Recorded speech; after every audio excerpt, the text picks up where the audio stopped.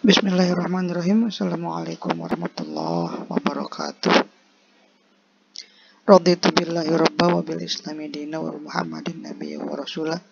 Rabbi zidna ilman warzuqna fahman. Baik, pada kesempatan kali ini kita akan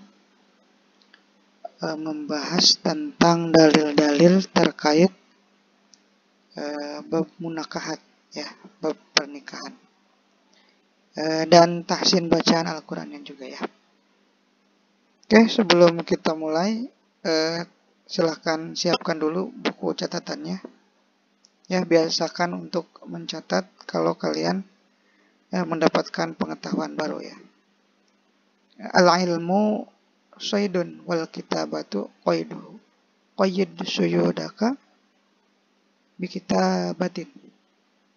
Jadi ilmu itu seperti hewan buruan dan tulisan adalah tali kekangnya. Maka apabila kalian tidak ingin hewan buruannya itu lepas, maka ikatlah dengan kuat, ikatlah dengan tulisan, gitu ya. Jadi kalau kalian mendapatkan ilmu baru, itu biasakan untuk menulis agar tidak lupa, agar tidak lupa. Oke, kemudian karena yang akan kita pelajari adalah Al-Quran, baiknya kalian mengambil air wudhu terlebih dahulu, ya. Kalau sudah mengambil air wudhu, mari kita lanjutkan. Oke, kita mulai pembelajarannya. Kita mulai dari surah An-Nur ayat 32. Ini adalah dalil anjuran untuk menikah. Kita baca dulu, ya. A'udzu billahi minasyaitonir rajim. Bismillahirrahmanirrahim. Wa ankihul ayama minkum wassalihin min ibadikum wa imaikum. Oke, kita ulangi lagi. Wa ankihul ayama minkum wassalihin min ibadikum wa imaikum. Lanjut. Iyakunu fuqara yughnihimullahu min fadlih. Ulangi lagi dari sini. Iyakunu fuqara yughnihimullahu min fadlih. Wallahu wasi'un alim.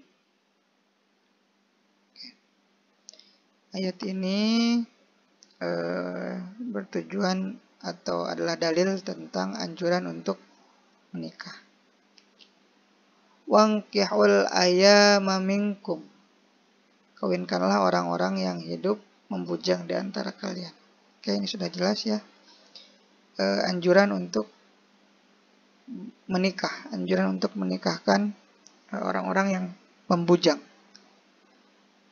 Wankihul ayama minkum wassalihin min ibadikum wa imaikum. Ima itu artinya budak. Ya, kalau pada zaman dahulu itu banyak orang yang memiliki hamba sahaya, memiliki budak. Nah, di sini juga dianjurkan untuk apabila memiliki budak yang sanggup untuk menikah, maka nikahkan mereka, gitu ya. Kemudian ada selanjutnya, iyakunu fuqara yughnihimullahu min fadlih. Nah, di sini janji Allah, ya. Bila mereka miskin, maka Allah akan memberi mereka kekayaan lewat karunia-Nya. Oke. Ya, jadi menikah itu dijamin oleh Allah, ya. Apabila seseorang miskin itu jangan menjadi halangan untuk tidak menikah. Karena di sini sudah ada janji Allah. Apabila ada orang miskin yang ingin menikah, maka Allah akan mengkayakan mereka. Yughnihimullah, mengkayakan. Oke, seperti itu ya. Nah, di sini Bapak juga telah menyiapkan beberapa kosakata ya sebagai kata kunci. Jadi Bapak itu terbiasa kalau menghafal ayat itu terbiasa menghafal kata-kata kosakatanya dulu. Jadi biar tidak lupa ayat ini untuk apa gitu, untuk ayat ini itu dalil tentang apa gitu. Nah, maka Bapak sering menghafal kosakatanya. Di sini ada kata angkihau. Angkihau itu artinya kawinkanlah. Oh, berarti ini dalil tentang anjuran untuk menikah gitu ya. Nah, ini kalian hafalkan saja kosakatanya. Ini adalah kata-kata kunci ya. Untuk mengetahui sebuah dalil itu sebuah ayat itu dalil tentang apa gitu. Di sini ada angkihu artinya kawinkanlah. Kemudian yughnihimullah, ini juga kata kuncinya. Jadi dalam ayat ini juga selain digunakan sebagai anjuran untuk menikah, juga dalil bahwa Allah akan mengkayakan orang yang menikah. Yughnihimullah, Allah akan memberikan kekayaan. Fuqara, ini yakunu fuqara, fuqara artinya orang fakir, orang miskin. Kemudian al-ayama, mana di sini? Orang yang membujang. Al-ayama, orang yang membujang. Yaitu Quran surah An-Nur ayat 32. Dalil tentang anjuran untuk menikah. Selanjutnya, tujuan pernikahan. Ya, ini adalah tujuan pernikahan. Surah Ar-Rum ayat 21. Oke, kita baca. Bismillahirrahmanirrahim. Wa min ayatihi an khalaqalakum min anfusikum azwajan litaskunu ilaiha wa ja'ala bainakum mawaddatan wa rahmah. Oke, kita ulangi lagi. Wa min ayatihi an khalaqalakum min anfusikum azwaja. Berhenti di sini ya. Nanti mulainya dari sini.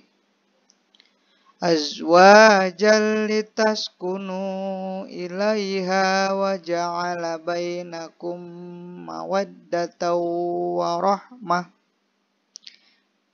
Panjang pendeknya perhatikan ya. Kita lanjut. Inna fi dzalika laayatil liqaumi yatafakkarun. Ulangi lagi.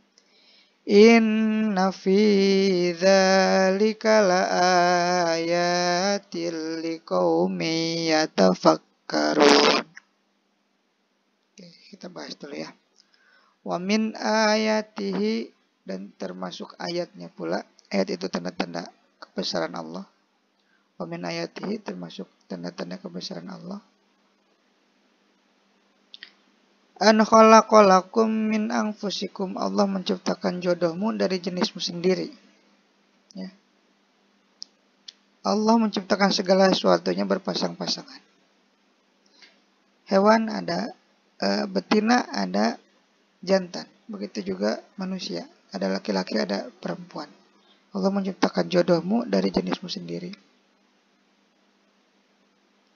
Oke, kita lanjut. Min anfusikum azwaja. Azwaja artinya pasangan. Litaskunu ilaiha. Litaskunu artinya agar kamu menemukan ketenangan. Nah, ini kata kuncinya, litaskunu ilaiha.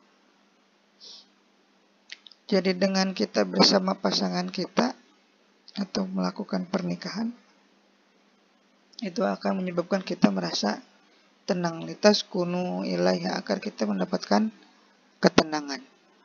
Wa ja'ala bainakum mawaddatan wa rahmah. Dan Allah lah, kita lihat di sini. Dan Allah menciptakan rasa kasih dan sayang. Rasa kasih dan sayang di antara pasangan tersebut. Mawaddatan warahmah, untuk mengikat. Nah, jadi yang mengikat suami istri itu adalah mawaddah dan rahmah yang diberikan oleh Allah, ya.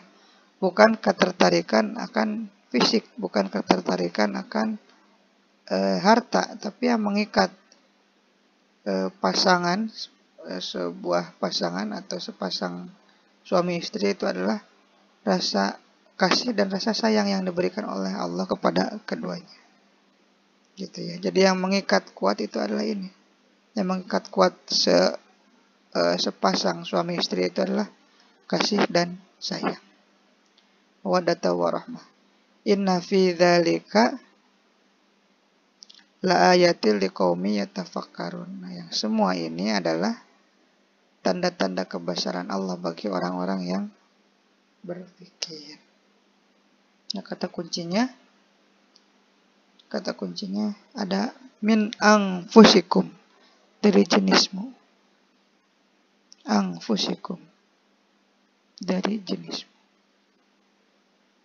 Min itu artinya dari, anfus asal katanya nafsun, artinya diri, ya, dari jenismu.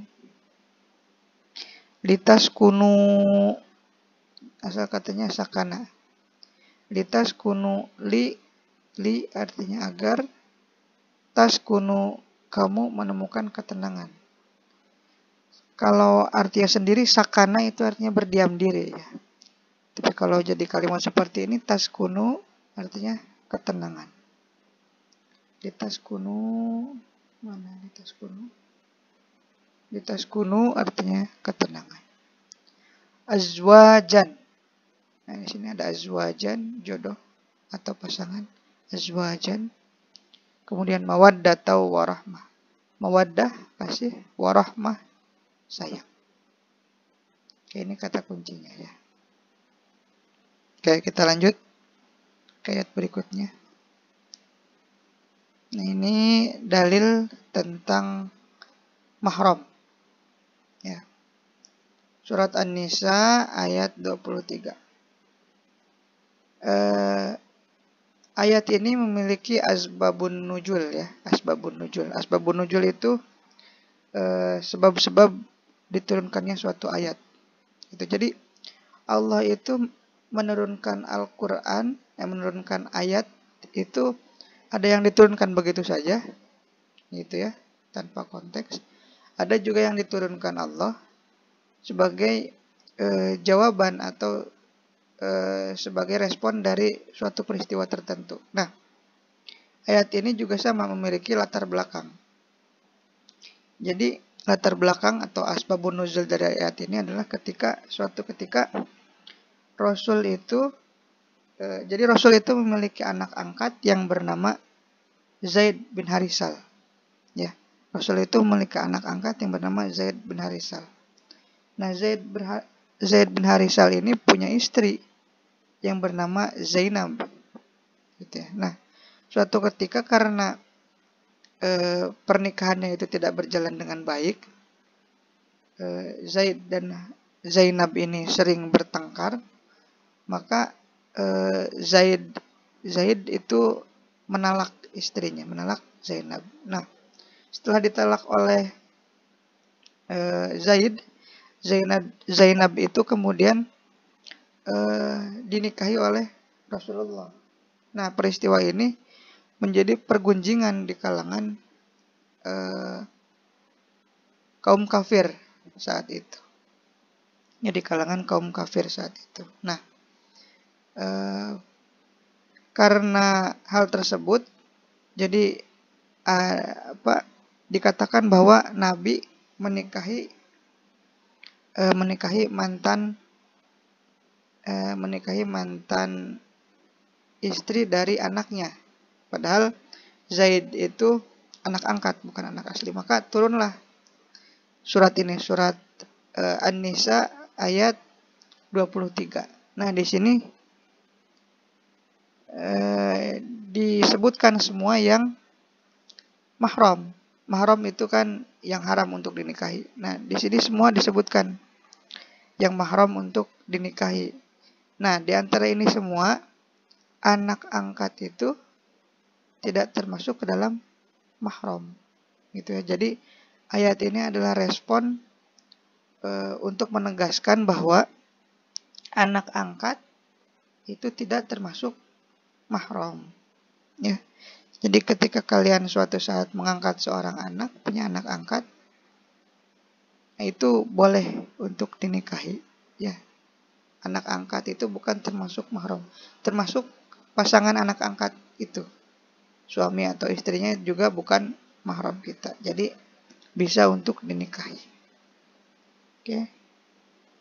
Ayat ini kata kuncinya ada hurrimat. Hurrimat artinya diharamkan. Kemudian ummahatukum. Asal katanya dari ummun, ibu. Kemudian wabanatukum. Asal katanya bintun. Bintun itu anak perempuan. Kalau anak laki-laki itu waladun. Ini bintun, anak perempuan. Kemudian kata kunci selanjutnya akhwatukum. Akhwat kan kalian sering mendengar kata akhi gitu ya. Asal katanya itu dari ini, akhun dan ukhtun. Kalau akhun itu artinya saudara laki-laki, kalau ukhtun itu saudara perempuan.